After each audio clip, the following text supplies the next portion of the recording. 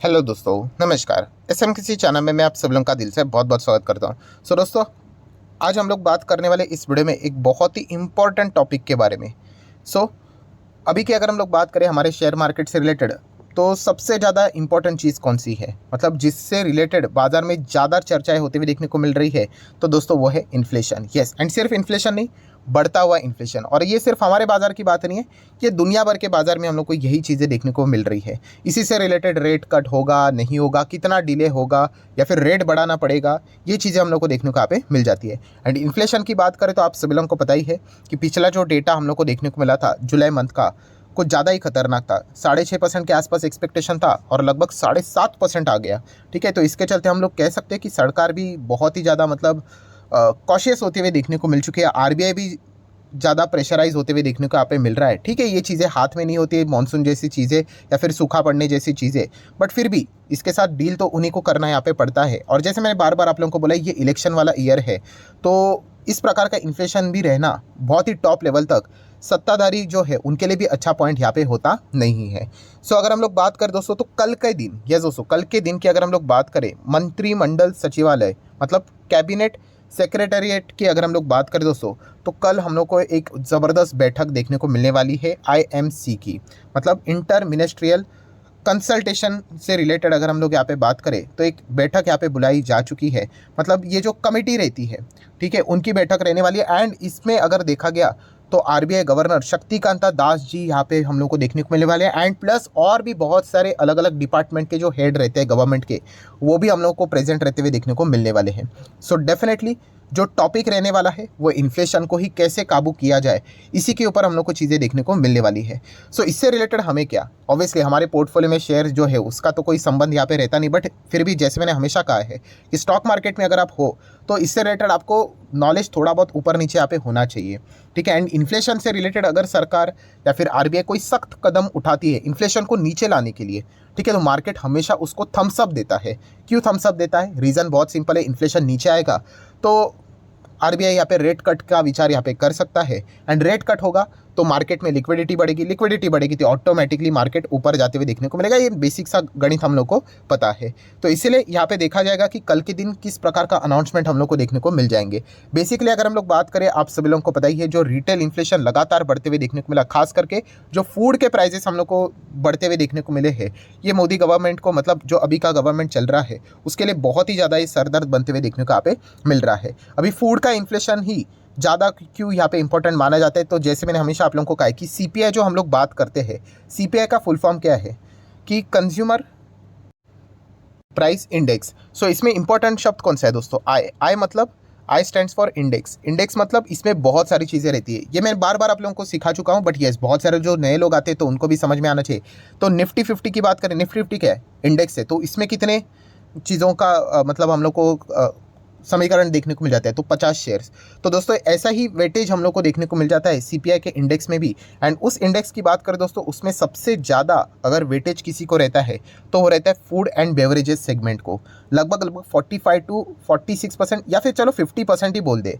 तो खाने पीने से रिलेटेड जो चीज़ें रहती है दोस्तों, उसके दाम अगर बढ़ गए तो समझ लेना कि सीपीआई इंडेक्स भी हम लोग को शूट होते हुए देखने को मिल जाएगा। इसलिए बहुत सारे लोग इस चीज़ को भी आर्ग्यू करते हुए देखने को मिल जाते हैं, सर इन्फ्लेशन का डेटा इस वक्त का तो नीचे आया है, बट अगर आप चेक करोगे कि पेट्रोल डीजल के तो दाम तो यहाँ पे बढ़ रहे हैं, तो ये तो डेटा फेक है। तो ऐसा नहीं है दोस्तों। फ्यूल एंड लाइट्स की अगर हम लोग बात करें, उसका जो कॉन्ट्रीब्यूशन है सीपीआई इंडेक्स में, वो केवल 7% के आसपास है। ठीक है, तो इसीलिए इवन दो कल पेट्रोल डीजल बहुत ज़्यादा महंगा हो गया, स्टिल ओवरऑल इन्फ्लेशन के ऊपर ज़्यादा परिणाम होते हुए देखने को नहीं मिलेगा, until and unless food and beverages के प्राइस में बहुत ज़्यादा शूट ना होते हुए देखने को मिले।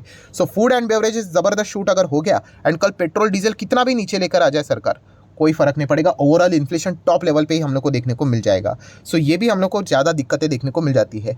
बेसिकली इससे हमें क्या पता चल जाता है कि सरकार जो भी बैठक यहाँ पे लेगी, कैबिनेट की जो भी बैठक हम लोग को देखने को मिलेगी, इमरजेंसी जो भी बैठक होगी, फूड एंड बेवरेजेस के ऊपर ही कैसे डायरेक्टली या इनडायरेक्टली यहाँ पे अटैक किया जाए। अटैक करना मतलब क्या, कि इससे रिलेटेड जो भी चीज़ें उनको कैसे सस्ता किया जाए, इसी के ऊपर उन लोगों का ज़्यादा फोकस यहाँ पे रहेगा। क्योंकि अगर आप देखोगे, ये जो इन्फ्लेशन देखने को मिला था 7.5% के आसपास, वेजिटेबल प्राइजेस ही इसके पीछे का मेजर रीज़न हम लोग को देखने को मिले थे, जो कि लगभग हम कह सकते हैं 35%, ऑलमोस्ट 35% हम लोग को बढ़ते हुए देखने को मिले थे।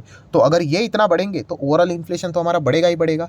तो इसको कूल डाउन अगर नहीं किया तो फिर ओवरऑल इन्फ्लेशन नीचे आ नहीं सकता है। तो ये एक क्लियर कट हिंट है दोस्तों, जो खाने पीने की जितनी भी चीज़ें हम लोग को देखने को मिल जाती है, उसी से रिलेटेड, सरकार से रिलेटेड बहुत सारे डिसीजंस हम लोग को आते हुए देखने को यहाँ पे मिल सकते हैं। जैसे कि कुछ एग्जाम्पल देना चाहूँगा, अभी टोमेटोज़ की अगर हम लोग बात करें, 300 रुपया तक टोमेटोज़ गए थे, बट अभी की अगर हम लोग बात करें, कुछ शहर में 40 रुपया, कुछ शहर में 30 रुपया, किधर किधर तो 20 रुपया। मतलब क्या है कि नीचे आया कि नहीं, कैसे नीचे आया? तो सरकार ने डिसीजन लिया कि यस, बाहर से इंपोर्ट कराओ टोमेटोस, नेपाल से इंपोर्ट करवा दिया और बाजार में फैला दिया। अभी इतना ज़्यादा टोमेटो हो गया, तो इससे चलते क्या हो जाता है, ऑटोमेटिकली सप्लाई ज़्यादा बढ़ गया तो ऑटोमेटिकली उसके दाम घट जाते हैं। सो ये एक एग्जाम्पल था। देन अगर हम लोग अनियंस की बात करें, तो अनियन से रिलेटेड भी सरकार ने कौन सा डिसीजन ले लिया कि जो यहाँ पे हम लोग को एक्सपोर्ट होते हुए देखने को मिलता था, उसके ऊपर फ्रेश टैक्स लगा दिया। तो टैक्स लगाने के चलते यहाँ पे क्या हो जाता है कि यस, ये चीज़ें बाजार में ही रहेगी। देखिए, एक सिंपल सा गणित है, ये बहुत सारे लोग ये सवाल पूछते हैं, मैं इसी में ही सारी चीज़ों को सिखाकर आप लोगों को बता दूंगा कि सरकार का बेसिकली काम क्या रहेगा। देखिए, मैं आपको बताता हूँ, उनको इन्फ्लेशन नीचे लाना है ना। तो देखिए कैसा होता है कि ये हमारा देश है, ठीक है, इंडिया। सो अगर मान लीजिए कोई चीज़ हम लोग यहाँ पे एक्सपोर्ट करते हैं, ठीक है, बाहर जाता है वो, तो एक्सपोर्ट करने वाली जो चीज़ें रहेगी ना, उसके ऊपर ड्यूटीज़ लगा दो, टैक्स लगा दो। तो कोई अगर पहले मान लीजिए 15% कमाता होगा, 15-20% कमाता होगा, ठीक है, अभी टैक्स ज़्यादा बढ़ाने के चलते क्या हो जाएगा, उसका ऑटोमेटिकली जो अर्निंग्स है, ठीक है, जो मार्जिन्स है, वो हम लोग को नीचे देखने को मिलेंगे। वो बोलेंगे क्या ही फ़ायदा, अभी 9-10% ही यहाँ पे फ़ायदा होगा, अभी ज़्यादा टैक्स लगाने के चलते इतना नीचे आ रहा है, पहले 15% तो मिलता था। छोड़ दीजिए, एक काम कर लेते, बाहर एक्सपोर्ट क्या करने का, हमारे भारत देश के ही जो मार्केट है, होलसेल मार्केट है, ठीक है, डोमेस्टिक मार्केट है, उस पर ही वो सारी चीज़ें फैला दो करके, ठीक है। तो मतलब बेसिकली जो चीज़ें हम लोग एक्सपोर्ट करते हैं, उसके ऊपर सरकार क्या कर देगी, ड्यूटीज़ बढ़ा देगी, टैक्स बढ़ा देगी, ताकि वो एक्सपोर्ट ना हो सके, ज़्यादा से ज़्यादा हमारे देश में ही रह सके। तो ज़्यादा से ज़्यादा चीज़ें सप्लाई हो जाएगी, तो उस पर्टिकुलर कमोडिटीज़ के दाम नीचे आ जाएंगे। दूसरा और कौन सा चीज़ होता है कि ऐसी चीज़ें जो कि बाहर से हमारे देश में इंपोर्ट होती है, ठीक है, तो इंपोर्ट होती है तो उसके ऊपर भी टैक्स लगता है, इंपोर्ट ड्यूटी बोलते हैं हम लोग। तो इंपोर्ट ड्यूटी से रिलेटेड हम लोग चीज़ें क्या कर देंगे, उसको हटा देंगे मतलब कम कर देंगे। तो बाकी के देश क्या बोलेंगे, अरे भारत देश में ये जो चीज़ें हैं ना, इसके ऊपर इंपोर्ट ड्यूटी हटा दिए, कम कर दिए, तो हर कोई यहाँ पे आके उस कमोडिटी को, उस चीज़ का बिजनेस करेगा, यहाँ पे सामान भेजेगा। तो इससे भी क्या हो जाता है, सप्लाई यहाँ पे बढ़ जाता है। तो इस प्रकार से सरकार क्या करती है, इन चीज़ों को मतलब इन्फ्लेशन को बैलेंस करने का कोशिश करती है। एंड अगर कोई चीज़ हम इंपोर्ट एक्सपोर्ट ज़्यादा करते नहीं है एंड फिर भी उसका दाम अगर कम करना है, तो जैसे कि टोमेटो का एग्जांपल ले लो, नेपाल से हम लोगों ने क्या कर दिया, टोमेटो को इंपोर्ट करवा दिया, ठीक है। तो ये इस प्रकार का समीकरण का इस्तेमाल किया जाता है। देन राइस की बात करें, इससे रिलेटेड भी खबर हम लोगों ने हाल ही में ही देखी, कल भी देख ली, बासमती चावल से रिलेटेड। देन शुगर से रिलेटेड खबर देखने के लिए और भी खबरें यहाँ पे आने वाली है। देन अगर हम लोग यहाँ पे बात करें व्हाट नेक्स्ट में इंपॉर्टेंट चीज़, सो इंपॉर्टेंट मतलब बेसिकली टारगेट की अगर हम लोग बात करें, ठीक है, तो मेजर टारगेट यहाँ पे हो सकता है मिर्च की अगर हम लोग यहाँ पे बात करें, ठीक है, इनके भी प्राइसेस बहुत ज़्यादा बढ़ते हुए देखने को मिल रहे हैं, डबल होते हुए देखने को मिल रहे हैं। देन हल्दी की बात करें तो ये भी इसका प्राइस बढ़ते हुए देखने को मिल रहा है। जीरा की अगर हम लोग बात करें, ये सारे कमोडिटीज़ हैं, इनके प्राइस अभी हम लोग को आसमान छूते हुए देखने को मिल रहे हैं पर केजी के हिसाब से। सो इसको कम करने के लिए डेफिनेटली सरकार कुछ ना कुछ डिसीजन यहाँ पे ज़रूर लेंगे। बट सबसे ज़्यादा दोस्तों यहाँ पे बताया जा रहा है कि कल के दिन यहाँ पे मिल्क से रिलेटेड कोई ना कोई खबर यहाँ पे आ सकती है। मिल्क मतलब इससे रिलेटेड जो भी सरकार यहाँ पे डिसीजन लेना चाहती है कि कुछ भी करके इसका सप्लाई मार्केट में बढ़ा दो। सप्लाई बढ़ा दो मतलब क्या, जैसे मैंने शुरुआत में आप लोगों को बता दिया कि अगर भारत दूध एक्सपोर्ट करने वाला देश है तो उसके ऊपर टैक्स लगा दो। एंड इनकेस अगर हम लोग दूध को इंपोर्ट करवाते हैं तो उसके ऊपर के ड्यूटीज़ हटा दो, ताकि वो ज़्यादा यहाँ पे लोग आके बिजनेस करे करके। तो ये चीज़ें कल हम लोग को शायद से बैठक में देखने को यहाँ पे मिल सकती है। तो मिल्क से रिलेटेड आप यहाँ पे चीज़ों को फोकस में यहाँ पे रख सकते हो। देन दोस्तों हम लोग एटलीस्ट मैं तो प्रे करूँगा कि ये भी बातें बोली जा रही कि वापस एडिबल ऑयल से रिलेटेड कोई खबर सामने आ सकते हैं। अभी एडिबल ऑयल से रिलेटेड ऑलरेडी अगर हम लोग बात करें तो लगभग हम कह सकते हैं कि 32.5%, ठीक है, जो बाहर से ऑयल इंडिया में आता था उसके ऊपर 32% के आसपास टैक्स लगता था, जो कि सरकार ने 2021 में कम करके 17.5% कर दिया। एंड उसके बाद इसको और 5% कम करके लगभग कितना कर दिया, 12.5%। अभी इसके बाद अगर सरकार और अगर कम कर देगा, ठीक है, तो बाहर के देश यहाँ पे आके बिजनेस करेंगे, बट हमारे डोमेस्टिक कंपनीज की तो धज्जियाँ उड़ जाएंगी, ठीक है। ऑलरेडी हम लोग देख चुके हैं विलमार के नंबर, अदानी विलमार के नंबर कितने खराब आए थे बिकॉज ऑफ दिस। मतलब ऐसा हो जाएगा कि 80 पे चीज़ें बना और 70 पे बेचो।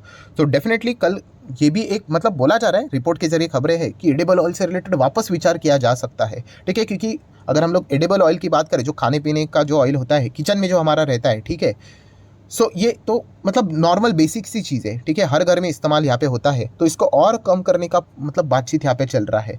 तो देख लेते कल क्या होता है करके, अगर ऐसा हुआ तो कंपनीज़ की तो धज्जियाँ उड़ती हुई देखने को मिलेगी। एंड स्पाइसेस की बात करें, मसालों की बात करें, तो इससे रिलेटेड भी चीज़ें हम लोग को देखने को यहाँ पे मिल सकती है।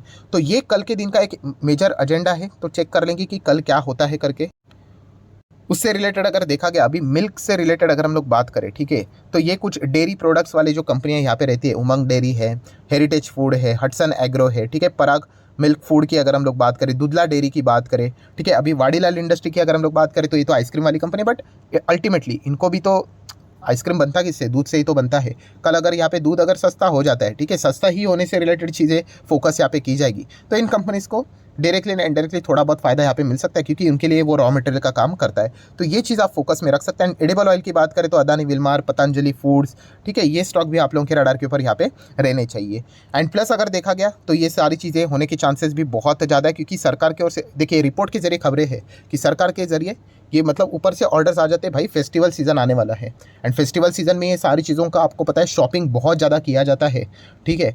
तो ऐसे वक्त में अगर ज़्यादा प्राइजेस रहेंगे तो बहुत ज़्यादा दिक्कतें भी सरकार को भी यहाँ पे हो सकती है। तो नॉर्मल सी बात है, इसमें कोई बीजेपी कांग्रेस नहीं होते, हर कोई, जैसे मैं बार बार बोलता हूँ, कल हमारी भी पार्टी होगी एसएम किसी करके, तो हमें भी यही करना पड़ेगा, ठीक है, अगर आपको पावर में रहना है तो ये ज़रूर हम लोग को देखने को मिलने वाला है। तो कल के दिन ये जो बैठक रहेगी, कुछ ना कुछ बड़े डिसीजंस यहाँ पे लिए जा सकते हैं, देखना पड़ेगा किसके ऊपर यहाँ पे रेस्ट्रिक्शन लगते हैं।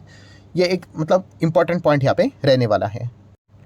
सो आशा करता हूं दोस्तों वीडियो हेल्पफुल लगा होगा, तो चाहो तो आप इसको लाइक एंड शेयर कर सकते हैं। एंड डीमैट अकाउंट अगर आपने अभी तक ओपन नहीं किया तो लिंक नीचे डिस्क्रिप्शन में 25 वीडियो की लिस्ट आपको बिल्कुल फ्री ऑफ कॉस्ट मिल जाएगी। आपका नाम, कौन सा अकाउंट आपने लिंक के थ्रू ओपन किया, प्रॉपर्ली कमेंट सेक्शन में मेंशन कर देना। तो हफ्ते भर के अंदर अंदर सारे लेक्चर्स मेरे साइड से फ्री ऑफ कॉस्ट प्रोवाइड कर दिए जाएंगे, ताकि आप शेयर बाजार को आसान भाषा से सीख सको। So that's it, thank you very much दोस्तों, we will be meeting our next video, तब तक के लिए बाय बाय।